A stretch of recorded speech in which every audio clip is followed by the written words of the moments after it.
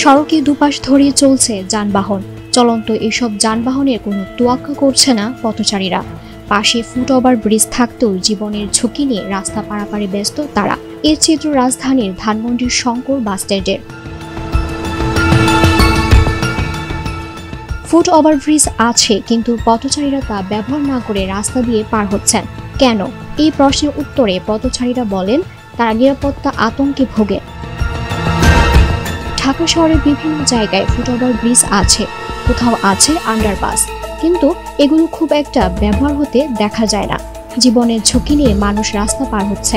এতে প্রতিদিনই মৃত্যুর ঘটনা সহ ঘটছে ছোট বড় অনেক দুর্ঘটনা।